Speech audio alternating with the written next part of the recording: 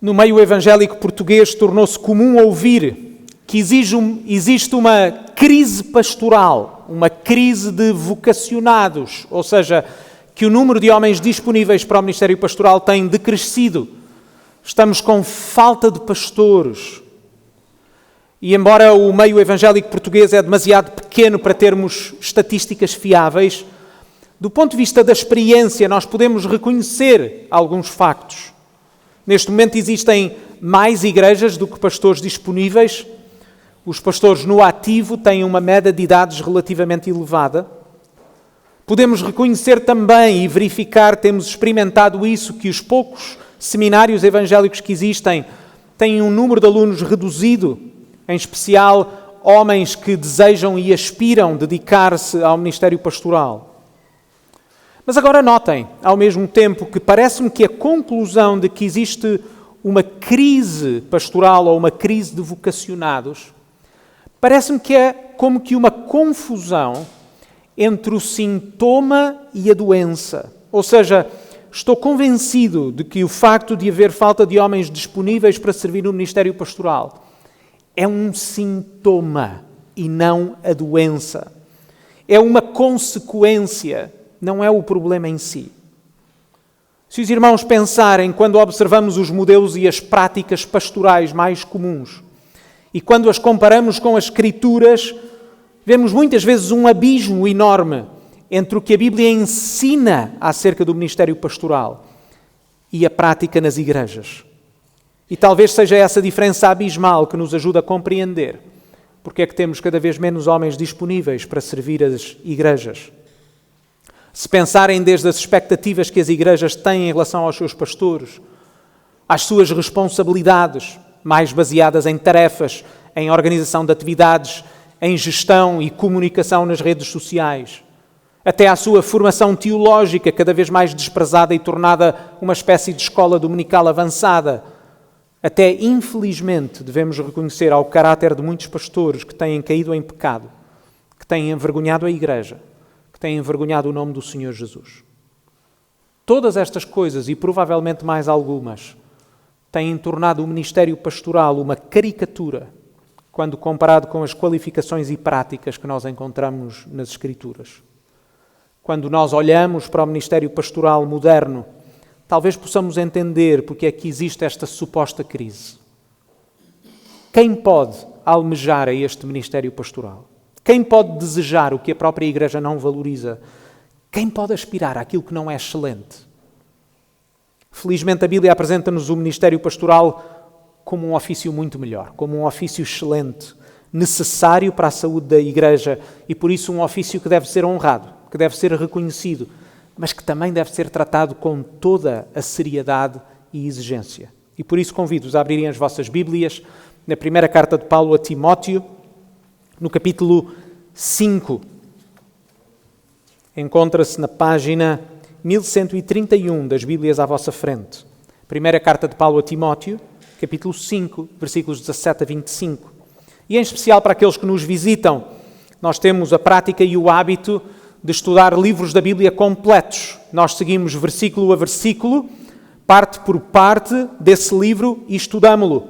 E simplesmente pregamos e ensinamos aquilo que cabe nesse mesmo texto.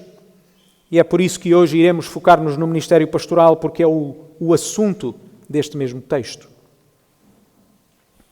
Primeira carta de Paulo a Timóteo, capítulo 5, versículos 17 a 25. Diz-nos assim, podem seguir nas Bíblias à vossa frente. Os presbíteros que governam bem sejam estimados por digno de duplicada honra, principalmente os que trabalham na palavra e na doutrina.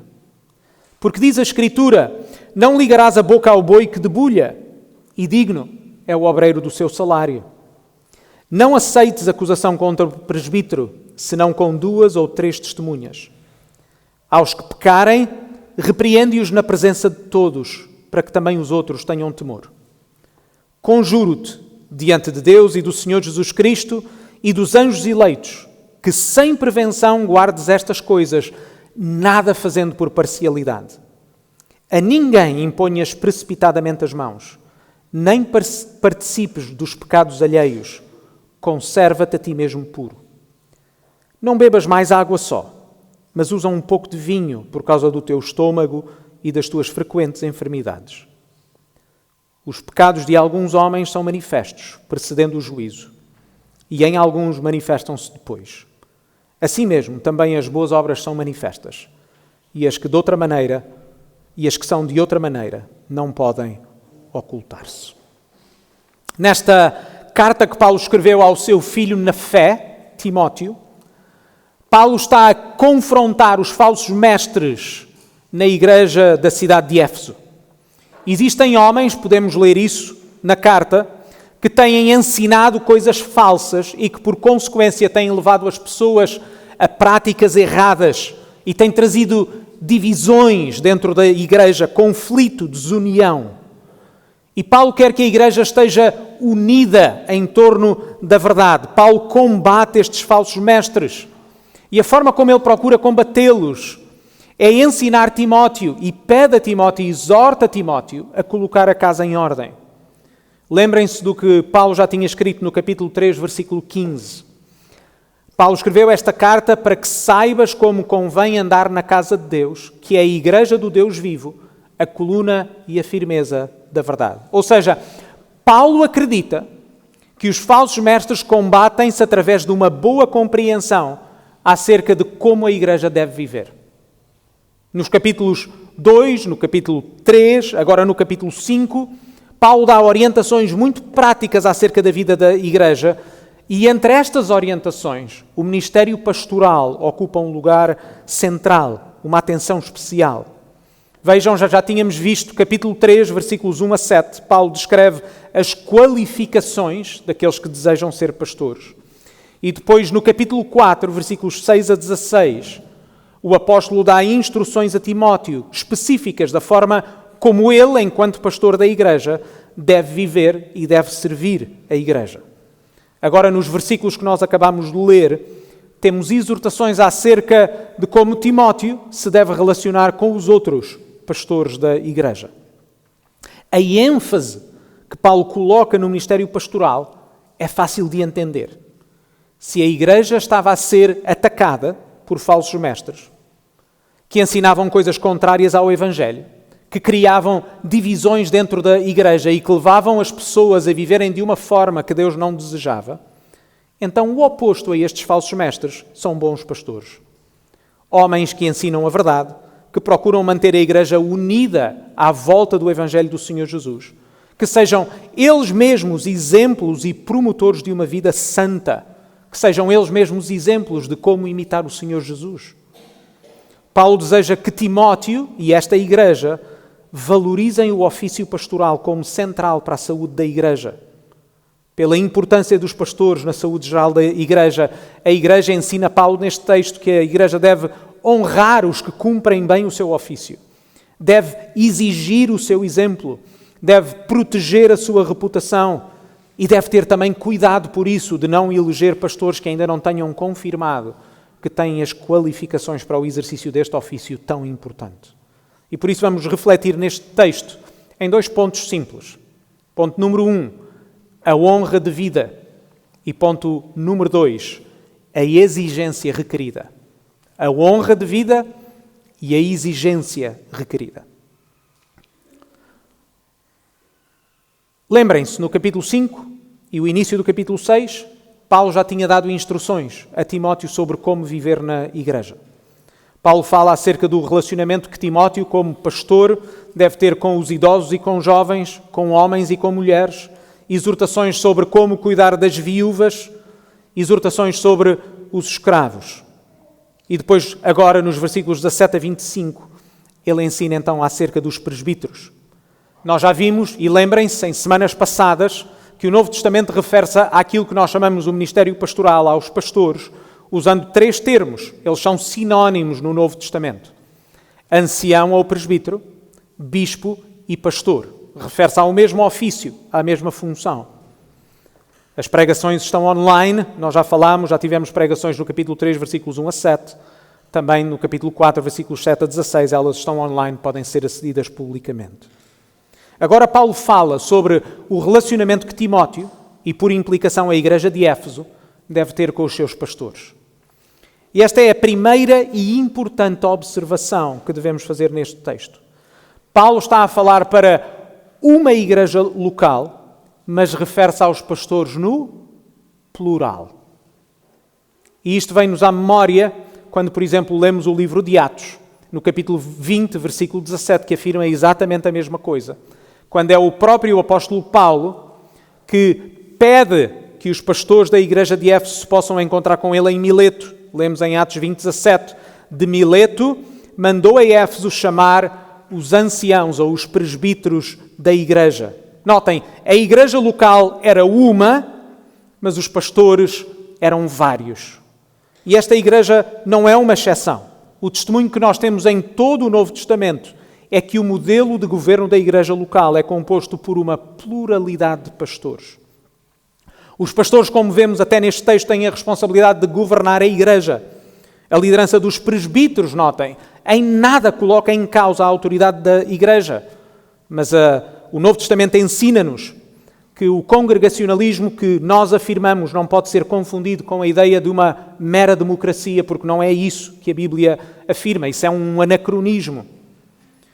É o testemunho que nós temos, é de que pastores lideram as igrejas. E por isso, sobre os pastores recai uma santa e uma grande responsabilidade. É exatamente por isso que nós lemos que Tiago diz em Tiago 3:1: Meus irmãos, muitos de vós não sejam mestres, sabendo que receberemos mais duro juízo. O governo ou o exercício da autoridade vem com prestação de contas. É por isso que nós lemos também em Hebreus 13:17: Obedecei a vossos pastores, mais uma vez plural, e sujeitai-vos a eles, porque velam por vossa alma, como aqueles que hão de dar contas delas. Meus queridos irmãos, o ministério pastoral é pesado demais para que um só homem o suporte sozinho.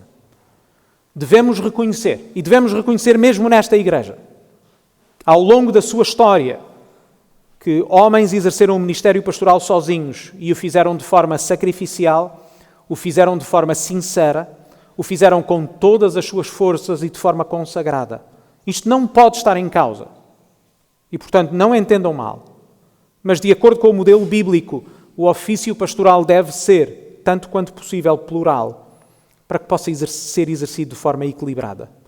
Nenhum homem, por mais dotado que seja, nenhum homem, por mais formado que seja, tem todos os dons e todas as capacidades. E se algo já aprendemos nesta carta, e ainda veremos hoje mais à frente, é que o ministério pastoral é um ofício de grande exigência e responsabilidade. Em particular, queridos irmãos, quero que esta igreja reconheça que os pastores têm de lidar com um sem número de exigências, mas que a sua maior responsabilidade e desafio são espirituais. Mais do que questões de logística ou de organização, os maiores desafios dos pastores são espirituais, porque estamos numa guerra espiritual. Como Paulo, ele próprio escreveu, e lemos na carta que ele escreveu aos Efésios, a esta mesma igreja, quando ele disse no capítulo 6, a nossa luta não é contra a carne e o sangue, é contra poderes espirituais. Um pastor só é um pastor desprotegido, que tem de carregar um ofício sozinho, com todas as responsabilidades sobre os seus ombros, exposto a todo o tipo de ataques e acusações, e a procurar exercer uma abrangência de dons que nenhum homem tem. Não é por acaso que, numa igreja onde existe apenas um pastor, é comum, muito comum, que os diáconos sejam chamados para assuntos da área pastoral e muitas vezes se tornem, pelo menos alguns, quase como semi-pastores, que não deveria ser a sua função. Não é por acaso que quando o ministério pastoral é exercido sozinho, seja comum também que a igreja fique desequilibrada naqueles que são os maiores dons do seu único pastor. O pastorado plural permite não apenas distribuir a carga do cuidado pastoral, mas também ter vários homens qualificados na busca da sabedoria enquanto procuram liderar a igreja. No exercício mais abrangente dos dons, porque uns são melhores professores e pregadores, outros são melhores no aconselhamento, outros são mais qualificados na área da administração. Mas também é bom na proteção contra o pecado. É bom no maior número de exemplos de como seguir Jesus. Agora, a pluralidade de pastores, notem, não significa que todos os pastores estão dedicados na mesma medida ou que fazem exatamente a mesma coisa. Não é esse o modelo bíblico que nós temos. Nem todos os pastores serão necessariamente consagrados a tempo inteiro para o ministério pastoral. Na verdade, este mesmo texto pressupõe não apenas a pluralidade de pastores, mas também a distinção de função entre pastores. Paulo ordena a Timóteo, vejam o versículo 17, os presbíteros que governam bem sejam estimados por dignos de duplicada honra, principalmente os que trabalham na palavra e na doutrina. Existe pluralidade de pastores, vários pastores, homens qualificados e com os dons necessários, mas isso não significa que estejam todos a fazer exatamente a mesma coisa e consagrados com o mesmo tempo. Ou seja, eles pastoreiam a igreja juntos, mas existe distribuição de competências. Pensem em outros exemplos bíblicos, pensem nos apóstolos que Deus deu à igreja. A maioria dos apóstolos nós não sabemos nada para além do seu nome. É verdade ou não? Ainda assim, Deus deu esses apóstolos à igreja. Eles podem não ter sido conhecidos, ou tão conhecidos, como Pedro, como João, como Paulo, mas Deus deu esses apóstolos com uma razão e eles cumpriram a sua função de forma fiel. Da mesma maneira, vemos na igreja de Éfeso. A igreja, como já vimos, tinha vários pastores, mas Paulo está a escrever especialmente a Timóteo, que era um desses pastores, mas que aparentemente assumia uma liderança mais clara, mesmo no meio desses pastores. E lemos que a própria igreja deve também reconhecer essa distinção. A igreja deve, por exemplo, diz-nos o texto, compensar melhor financeiramente os pastores que governam bem, em especial aqueles que se dedicam à palavra e ao ensino. Quando nós lemos aqui honra, neste texto tem claramente uma conotação de salário, de contribuição financeira. Para Paulo, notem este reconhecimento salarial, esta honra, por assim dizer, tem como base os princípios que nós encontramos na própria Escritura. Paulo usa a Escritura para justificar porque é que deve ser assim. Paulo cita a lei que Deus deu através de Moisés ao povo de Israel, podem ler em Deuteronômio 25:4, em Levítico 9:13, e aplica-o à vida da igreja. A lógica é simples, versículo 18. Se até o boi que debulha tem direito a comer, e se o trabalhador no campo é digno do seu salário, então muito mais a igreja deve reconhecer que o pastor é digno do seu salário. Se até no mundo secular se considera que os melhores trabalhadores devem ser recompensados, também a igreja deve dar esse reconhecimento não apenas em palavras, mas na forma como compensa o seu pastor. Como Paulo escreveu numa outra carta, 1 Coríntios 9:14, assim ordenou também o Senhor, aqui o Senhor é o Senhor Jesus, aos que anunciam o Evangelho, que vivam do Evangelho. A honra devida aos pastores é, por um lado, notem, o reconhecimento da importância da função que eles desempenham. Por outro, o desejo de que haja pastores dedicados apenas à função pastoral. Em particular, a igreja deve desejar, deve promover, deve reconhecer aqueles que são capacitados por Deus para a palavra e para a doutrina ou para o ensino. Notem aqui o grande contraste, por isso, com o tipo de pastorado mais moderno. Quantos pastores são ensinados e quantos pastores dedicam uma boa parte do seu tempo à palavra e à doutrina e ao ensino? Quantas igrejas valorizam?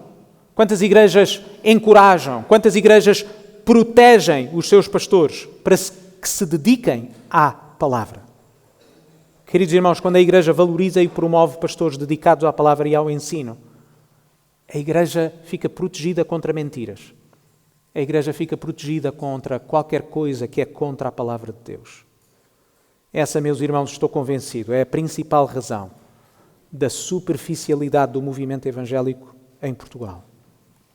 Quando um pastor gasta mais tempo, ou mais do seu tempo, em organização de atividades, nas redes sociais, a igreja pode parecer muito atrativa aos olhos humanos. A igreja pode parecer muito viva por causa das suas muitas atividades, mas tende a ser uma igreja fraca e superficial porque lhe falta a palavra. Os pastores, em vez de pregarem a palavra, usam o púlpito para discursos motivacionais, terapêuticos, de autoajuda, em vez de viverem centrados no Evangelho, naquilo que realmente interessa. De anunciarmos a salvação que existe no Senhor Jesus, de crescermos juntos à imagem do Senhor Jesus. Os pastores ficam mais preocupados em ser cool do que ser santos. E o pior é que Jesus, em vez de ser o nosso Salvador e o Senhor, passa a ser apenas um coach, que está ali para nos encorajar na nossa vida. Meus queridos irmãos, o que a Igreja mais precisa é do Senhor Jesus. As pessoas estão mortas, como nós vimos na nossa escola dominical, estão mortas nos seus pecados. As pessoas precisam de um Salvador. As pessoas precisam do Senhor Jesus, que era Deus eterno e fez-se homem para morrer para perdão dos nossos pecados. As pessoas precisam de ouvir este Evangelho. As pessoas não precisam de ouvir simplesmente mensagens de encorajamento, porque aquilo que as pessoas precisam é de ser salvas do seu pecado. Todos prestarão contas a Deus. As pessoas precisam do Senhor Jesus. Um bom pastor dedica-se à palavra de Deus para poder ensinar a igreja acerca do Senhor Jesus. Um bom pastor dedica-se não apenas ao estudo da palavra, mas à prática da palavra de Deus, para ele mesmo ser um exemplo de como seguir Jesus. Um bom pastor convida as suas ovelhas a seguirem-no, mas na medida em que ele está a seguir o Senhor Jesus. Oh, meus irmãos, que grande responsabilidade. Foi o próprio Senhor Jesus que orou ao Pai e pediu com estas palavras, João 17:17, santifica-os na verdade, a tua palavra é a verdade. É pela palavra que a igreja é santificada. A palavra de Deus é o principal meio pelo qual nós somos salvos. É a verdade da palavra de Deus que nos revela quem Deus é, quem nós somos, o que é que nós precisamos, da nossa necessidade do Senhor Jesus para a nossa salvação.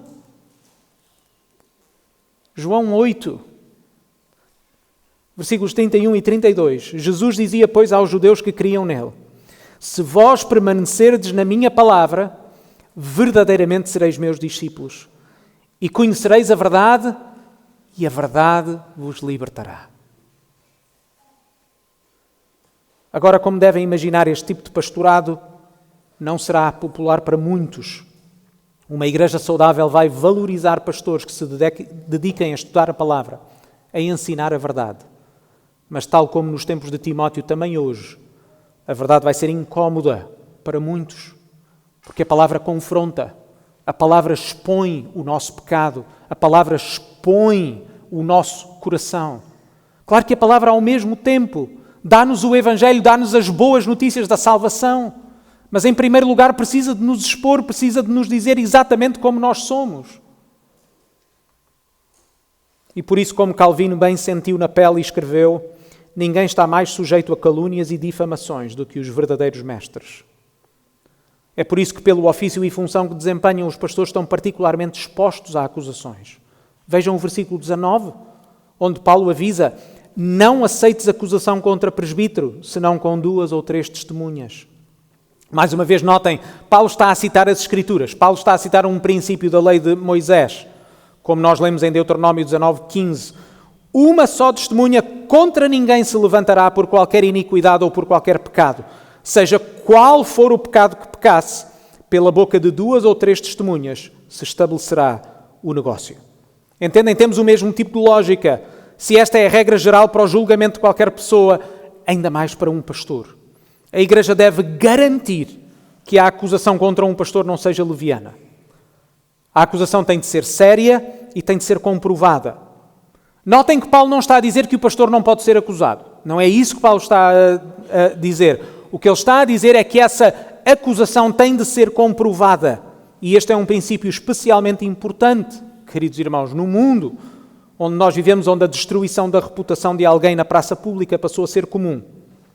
Não devemos ouvir, nem devemos considerar uma acusação contra um pastor que não possa ser comprovada.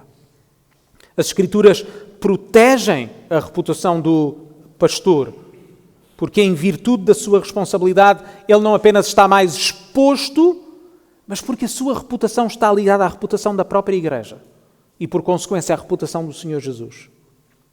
Notem, se o pastor foi eleito, é porque a Igreja o reconheceu com as qualificações necessárias do ponto de vista dos seus dons, mas também do seu caráter.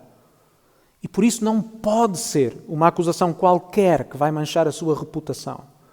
A Igreja deve proteger o seu pastor, a não ser que fique comprovado de forma clara que ele pecou gravemente.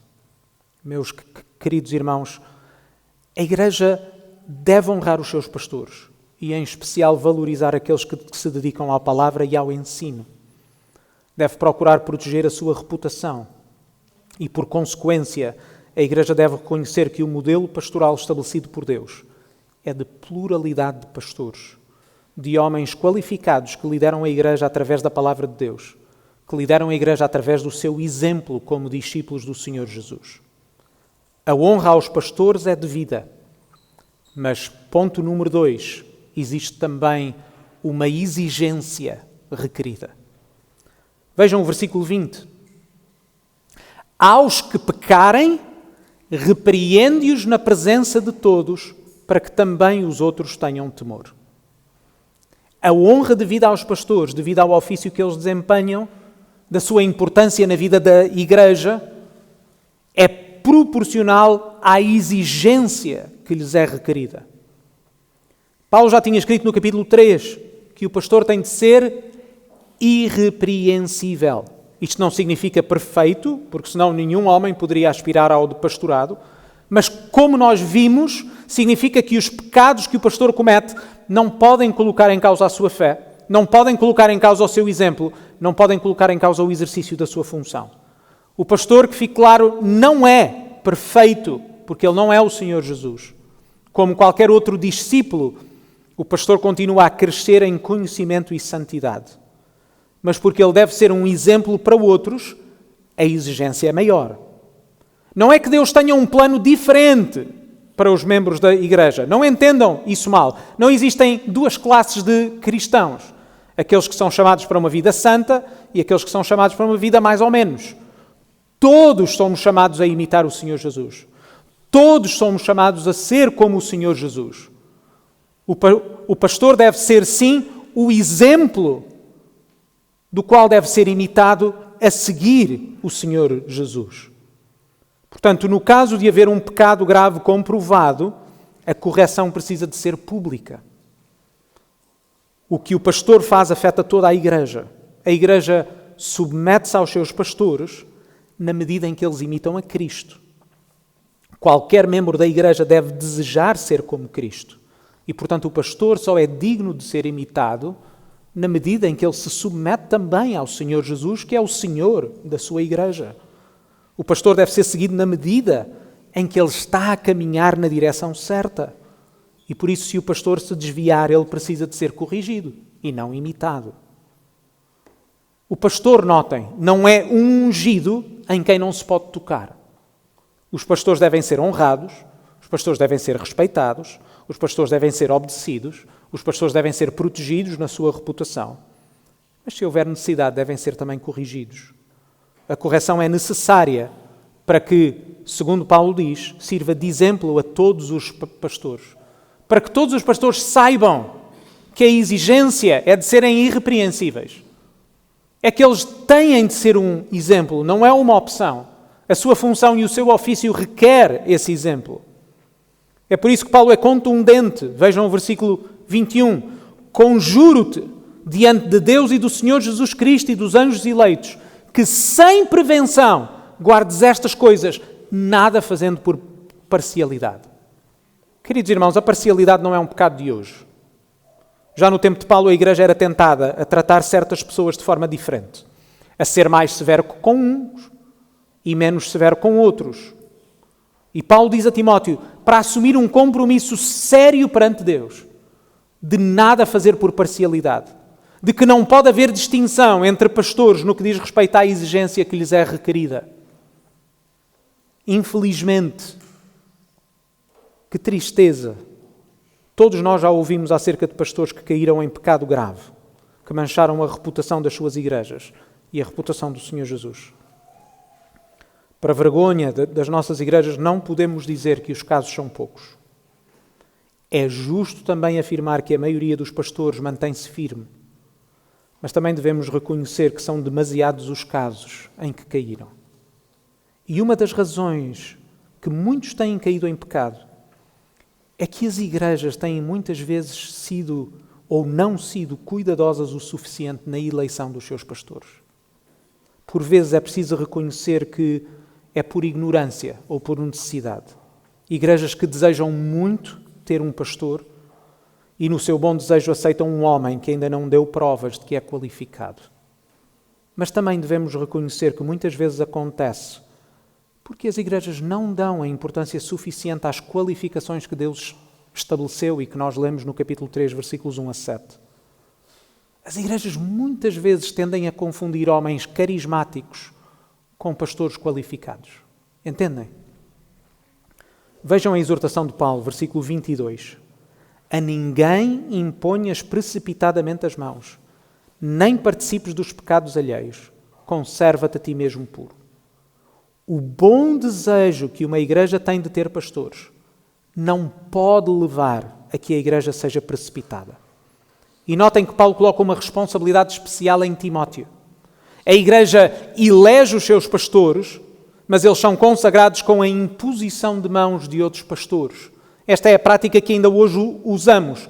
A imposição de mãos é uma prática que depois da igreja eleger pastores, num culto público, de forma simbólica, o pastor é consagrado para aquele ofício, para aquela função, e os outros pastores impõem as mãos, como que a consagrar aquele homem e a pedir a bênção de Deus e capacitação para que aquele homem exerça a sua função de forma apropriada. Quando uma igreja elege um homem para o ofício pastoral, esta é ainda a prática. Isto significa, notem, que Timóteo tem uma grande responsabilidade na consagração de um outro homem. Existe a responsabilidade da igreja em eleger, existe também a responsabilidade dos pastores em impor as mãos. Timóteo não pode ler o coração de ninguém, assim como nenhum pastor tem a capacidade de conhecer o coração de uma outra pessoa. Mas notem, Paulo diz que se ele impuser as mãos em alguém de forma precipitada, ele vai ser culpado do pecado que esse homem cometer no exercício do ofício pastoral.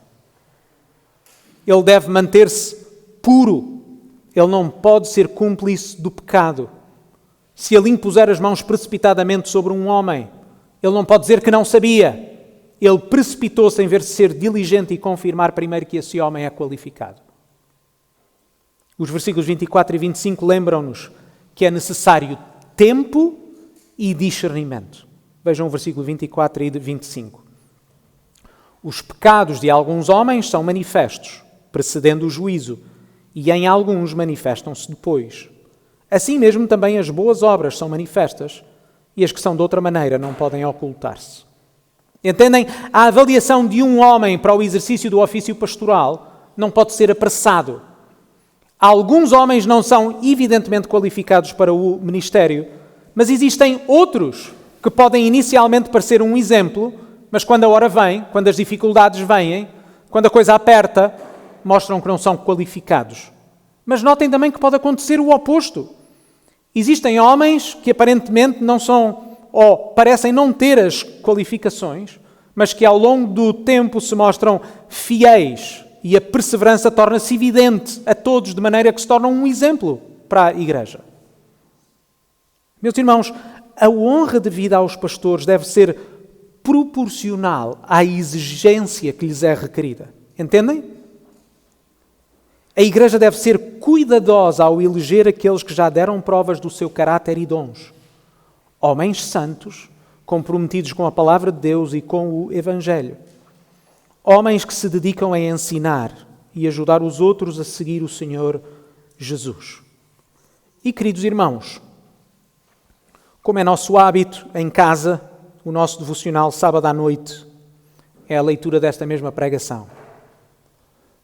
E a primeira pergunta da minha esposa, no final, foi: tu tens coragem para dizer essas coisas acerca de pastores quando tu és o próprio pastor?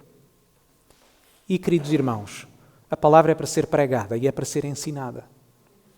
O que significa que os irmãos, tendo ouvido esta palavra, entendem a responsabilidade que é dada ao pastor. E por isso devem os irmãos orar pelo vosso pastor. Devem os irmãos orar para que Deus dê a esta igreja mais pastores. Orar para que Deus possa proteger-me, porque sou apenas um homem. Nós acreditamos nestas coisas porque a palavra ensina. Mas nós estamos seguros nestas coisas porque é o Senhor Jesus que nos torna capazes. Entendem? Podemos, e eu posso, pregar livremente estas coisas porque é o que a palavra ensina. Mas isto dá-nos ao mesmo tempo temor e responsabilidade. Orem pelo vosso pastor. Mas uma palavra de moderação aqui. Não devemos tomar a santidade a que os pastores são chamados por uma vida ascética. É muito importante que, depois de ver o que Paulo escreve, ele acrescente aquele que pode parecer inicialmente um conselho assim meio aleatório. Vejam o versículo 23. Quando Paulo diz assim: não bebas mais água só, mas usa um pouco de vinho por causa do teu estômago e das tuas frequentes enfermidades. Queridos irmãos, o pastor não é um monge. É um homem com as necessidades e limitações de um homem. A santidade cristã não pode ser confundida com asceticismo. Na verdade, era uma das coisas que o apóstolo Paulo estava a combater, porque os falsos mestres andavam a ensinar coisas erradas em relação ao casamento, em relação ao que se podia comer e não podia comer. Paulo está a dar uma palavra de moderação a de Timóteo, que o seu desejo de santidade não o limite no usufruto daquilo que são os dons de Deus sobre a sua própria vida. Paulo diz: conserva-te a ti mesmo puro, mas ao mesmo tempo diz: não bebas mais água só, mas usa um pouco de vinho. Na verdade, queridos irmãos, a Bíblia ensina-nos que a santidade implica moderação e equilíbrio. Timóteo não deve rejeitar o vinho, que até o pode ajudar na sua saúde, apenas porque o vinho é abusado por outros. Entendem? Também aqui a igreja é chamada a ser sábia e equilibrada, seja na honra, seja na exigência que requer aos seus pastores. Meus queridos irmãos, os pastores ocupam um ofício essencial na vida da igreja. A importância do seu ofício deve ser evidente na honra que lhes é devida, mas também na exigência que lhes é requerida. Mas notem algo crucial, é que os pastores não são nem a razão, nem o foco, nem o propósito da vida da igreja. Eles são dados à igreja com um propósito específico. Os pastores existem e foram instituídos pelo próprio Deus para ajudar a igreja a viver e a cumprir a sua missão. Porque eles não são o foco da vida da igreja. A razão de ser da igreja é o Senhor Jesus. Foi o Senhor Jesus que morreu na cruz para perdão dos nossos pecados. O foco da igreja é o Senhor Jesus. É o Senhor Jesus que nós queremos imitar. É o Senhor Jesus que nós colocamos a nossa confiança, não é em última instância os nossos pastores. O nosso propósito é a glória do Senhor Jesus. É ao Senhor Jesus que nós adoramos. Nós existimos para fazer o nome do Senhor Jesus conhecido. O pastor tem a responsabilidade de manter a igreja unida neste propósito. O pastor tem a responsabilidade de ensinar a palavra de Deus. Os pastores têm a responsabilidade de ser exemplos que podem ser seguidos.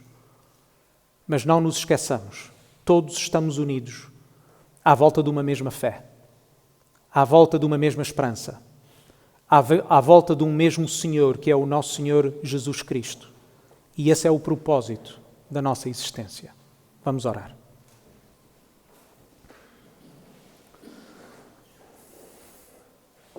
Pai do céu, nós mais uma vez queremos agradecer-te, porque tu sempre cuidaste de nós. Nós queremos agradecer-te porque o Senhor Jesus, mesmo quando estávamos mortos nos nossos pecados, mesmo quando estávamos em rebelião, mesmo quando não queríamos saber de ti, o Senhor Jesus nos amou e se entregou por nós. E o nosso maior desejo é ser como Ele. O nosso maior desejo é crescer à imagem do Senhor Jesus. Ó Pai, nós te pedimos que abençoes esta tua igreja. Nós te pedimos que nos dês pastores qualificados. Nós te pedimos para que o Evangelho que é pregado e é anunciado possa ser vivido nas nossas vidas e isso possa ser evidente na forma como vivemos vidas de obediência a Ti, mas também na forma como nos amamos uns aos outros. Nós oramos e pedimos estas coisas no precioso nome do Senhor Jesus. Amém.